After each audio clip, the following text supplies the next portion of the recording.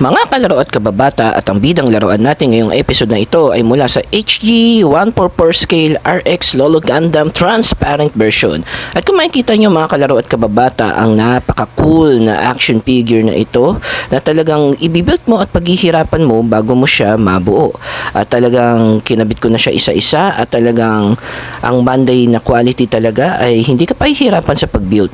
So nabuo ko lang pala ito sa loob ng 1.5 oras, not bad for a newbie builder sa Gundam. At talagang kung makikita nyo mga kalaro at kababata, na-amaze ako lalo na sa eyes.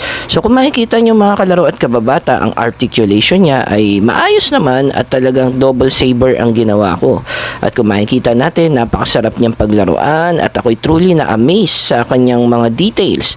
At kung makikita nyo mga kalaro at kababata, superposable siya at pwede mo siyang gamitin sa iba't ibang posisyon, lalo na sa pang-toy photography. So yan naman kasi ang hiling ko mga kalaro at kababata, kaya ako nangongolekta ng laruan para picturean sila.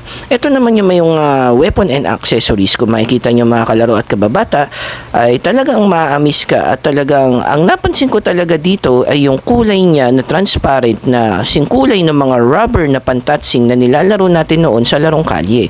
Kung makikita nyo mga kalaro at kababata, na-amaze ako sa mata niya. Hindi ko na siya nilagyan ng sticker kasi alam ko magiging sagaba lang ito. Pero nung tinapatan ko siya sa tamang lighting at effects, feeling ko talaga meron talagang siyang LED sa loob. Kaya truly amazing talaga at nasulit at natanggal ang stress ko sa pagbibuild ng RX Lolo Gundam Transparent version na ito.